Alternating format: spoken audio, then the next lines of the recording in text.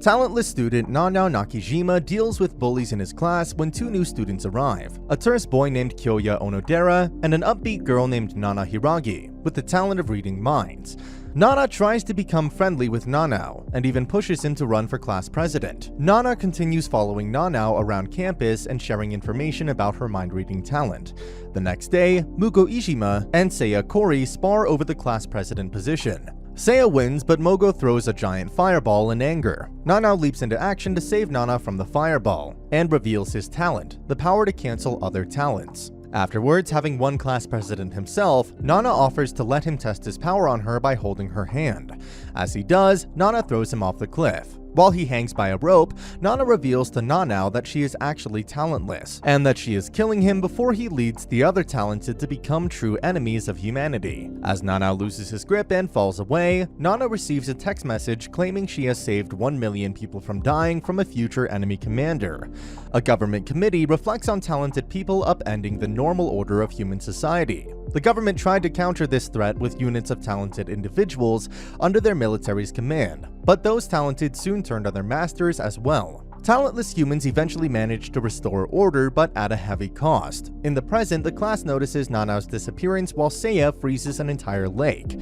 While Nana tries to gain more information on Seiya's talent, she finds another classmate, Yobe Shiwasawa, breaking up a fight with Mugo using a time travel talent. At launch, she finds out more about Yohei's talent, that she can only travel backwards in time to a certain extent. Suddenly, the two are interrupted by a suspicious Kyoya, as Nana tries to avoid implicating herself. Later, Nana gets Yohei to demonstrate the limits of his talent, and her past self spots Yohei before she carries out her assassination of Nanao.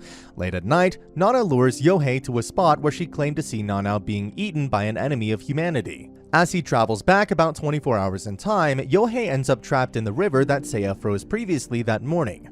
Kyoya investigates the cliff where Nana was last seen. Meanwhile, in the classroom, Nana, Mogo, and Seiya are having a conversation when Kyoya shows up. During lunchtime, Nana follows Kyoya to the janitor's shed, where she finds out that he feeds a cat. Afterwards, they meet up in the hallway and he invites her to his room. There he reveals that he came to the island because his younger sister is missing. He also reveals that he found Nanao's watch during his investigation. He then takes her to the cliff to warn her about what's going on. That night, Nana reminisces about the things she noticed in Kyoya's room, and decides to set up a trap. The next day, while they are alone, Nana mentions the cat. Later, when Kyoya attempts to feed the cat, the janitor's shed explodes. Nana reveals that she saturated it with gas based on her observation that Kyoya could not smell. When Nana tries to leave, Kyoya reveals that he survived thanks to his immortality. In the classroom, Kyoya discusses what happened to him in the janitor's shed. Meanwhile, Kidara Habu and Kaori Takanashi announce to the class that Michiru Inukai has received a love letter. Michiru then notices a scrape on Nana's leg and she uses her talent to heal her. After school, Michiru is waiting outside for her secret admirer, when Nana shows up, revealing that the love letter was a prank by Kiara and Kaori. Later that night, Nana attempts to leave when she realizes that Kyoya is guarding her door. Sneaking out, she heads to Michiru's room, where she stabs herself in order to throw off Kyoya's suspicion. The next day, Nana successfully fabricates a story about being attacked. As such, she is appointed the leader of the class. Later, Nana asks Michiru to gather information about everyone's talents. When Nana heads to the dormitory, she is approached by Tsunakichi Hatedaira, who reveals that he can see the future. He then shows Nana a photo of her attacking him. In the cafeteria, Nana discovers that Tsunakichi indeed has the ability to see the future. Tsunakichi decides to blackmail Nana by using the photos he took. When he falls asleep, Nana learns that Tsunakichi gets his prophetic visions via a normal camera. The next morning, Tsunakichi confiscates one of his photos Nana had in her possession. While Tsunakichi is away, Nana tampers his watch. Later that night in the PE shed, Nana is thwarted when she attempts to kill Tsunakichi. Once Tsukunichi succumbs to the poison, the real prophetic vision occurs when Kyoya and Michiru arrive at the scene. Kyoya explains that they came to the shed after they checked on Tsukunichi's room. When Kyoya shows her the fake photo, Nana takes advantage of this by claiming that Tsukunichi took nude photos of her. She then leaves to retrieve the rest of the photos, while Michiru stays behind with Tsukunichi's body. Following a confrontation with Kyoya, Nana realizes that one of the photos is missing. In the shed, Michiru comes across the photo just as Nana shows back up. When Michiru hands Nana the photo, Nana convinces Michiru that Tsukunichi was not as clairvoyant as he claimed. Afterwards, Michiru reveals that she had tried to reconstruct Tsukunichi. At Tsukunichi's funeral, Kyoya requests that an autopsy be performed.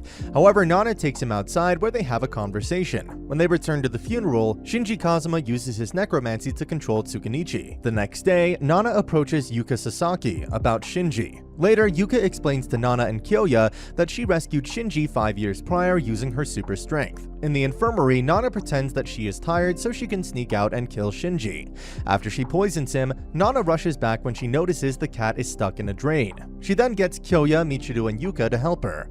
However, Yuka claims that she is allergic. That night, Nana attempts to kill Yuka when she is stopped by Shinji. Nana then realizes that Yuka is actually the necromancer. After Yuka reveals how Shinji died, Nana admits that while she is a murderer, she lets all the dead rest in peace. Nana taunts Yuka about her relationship with Shinji. She then offers a proposal. She will tell Yuka what Shinji is thinking. She claims that he wants her dead before she runs off. While she is alone, Nana brings up the things she observed in Yuka's room. Heading further into the mountains, Nana encounters some zombies. When she reaches an abandoned cottage, it is revealed that Yuka cannot use her talent during the day. As such, Yuka decides to lock Nana inside. Later that night, Yuka returns to the cottage only to discover that she cannot find Nana. The next morning, Yuka heads to the dormitory with Shinji where she is confronted by Nana. When they arrive at the cliff, Nana reveals how she tricked Yuka. She then asks Yuka about her relationship with Shinji. After hearing it, Nana points out the inconsistencies. This leads Yuka to revealing that she caused Shinji's death because she was jealous that he was dating another girl. Nana then kills her. After disposing of Yuka's body, Nana comes across Kirada, who explains that she had a fight with Kaori. Nana then poisons Kirada and forces her to give up the phone's password. Afterward, she heads to Kaori's room to tamper with her contact case. In the hallway, Nana tells Kyoya that Yuka is dead. When Nana, Kyoya, Michiru, Seiya, and Moguo arrive at the cliff, Nana claims Yuka committed suicide after she managed to get through to her. After she convinces Moguo to burn the corpses, including Shinji and Kirada's, Kyoya becomes suspicious of Nana until they discover Kaori's body. Kyoya then learns that Kaori had been poisoned via her contacts. Later that night, when Nana, Kyoya, and Michiru head back to Kaori's room, Nana realizes that she made a mistake. When Michiru checks Kaori's phone, Kyoya becomes convinced that Nana is the killer.